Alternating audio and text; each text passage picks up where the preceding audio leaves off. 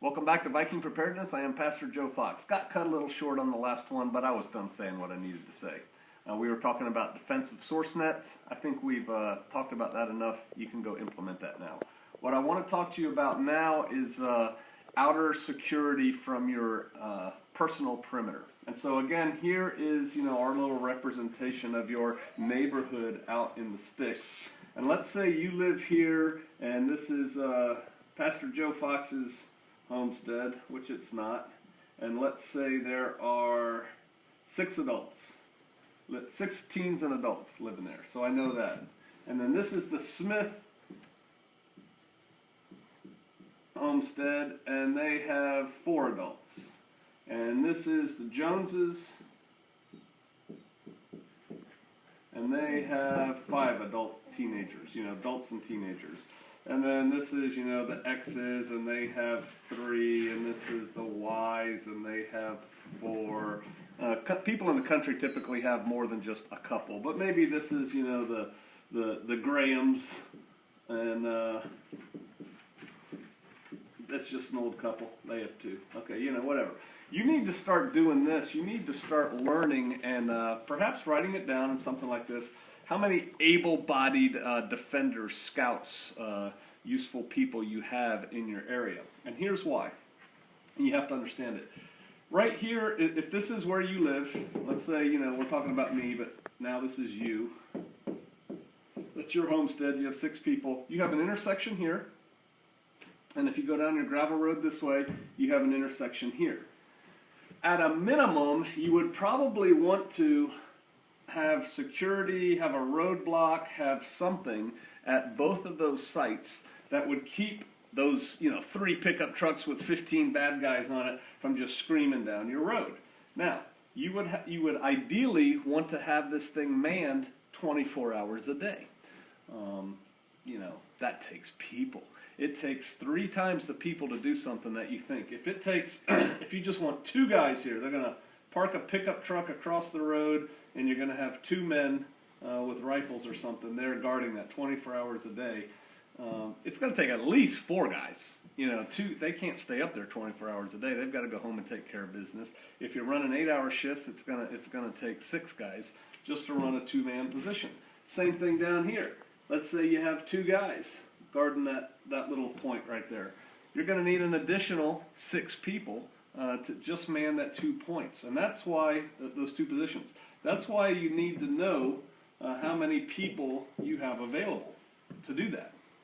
Now, these 2 guys, they may be able to block the single pickup truck that comes out and goes, well, we're just driving around, want to see what's going on. And they say, well, you can't drive down here, we've decided to close this road, just move along. That may work. But if they have to fight 2 guys behind a pickup truck, they could probably hold off 6 guys if they knew what they were doing.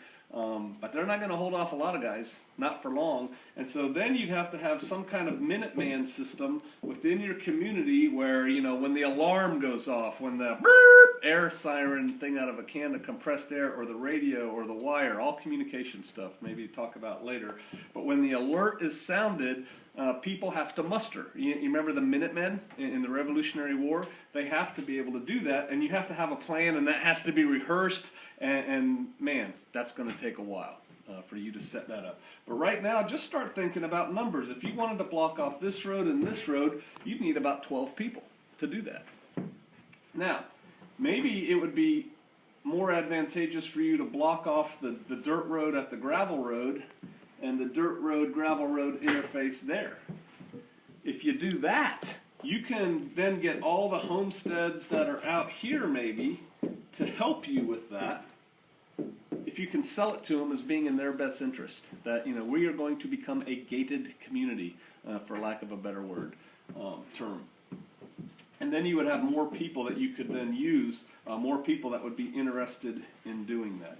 But here's the bottom line. You want to stop the bad guys far away from your retreat.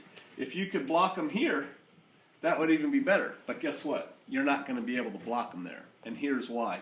You've got this whole town's worth of people that are conducting commerce and business and stuff up and down this road. You have this whole town of people that are going through here like this, and maybe they're going to that town and they want to come down here to this town that's down here. That intersection, you are not going to be able to control that intersection.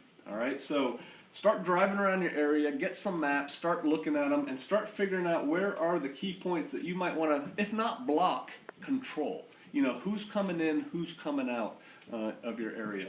Start identifying those places. Start thinking about numbers in your head. How many people would it take me to keep a guard force on there 24 hours a day? Maybe initially you can't do it 24 hours a day.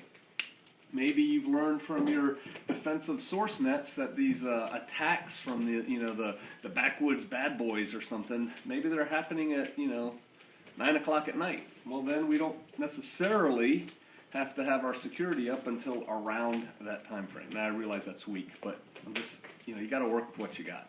But start identifying your key points. Start identifying your potential forces that would help you. And then start getting to know them. Ooh, you got to leave your house. You got to start talking to people. Maybe talking to them today about the fact that you might be interested in closing down a road intersection. Maybe that's not so good. But you can start developing those relationships now, having those conversations now, so that when the time comes, they're more receptive to the message you have.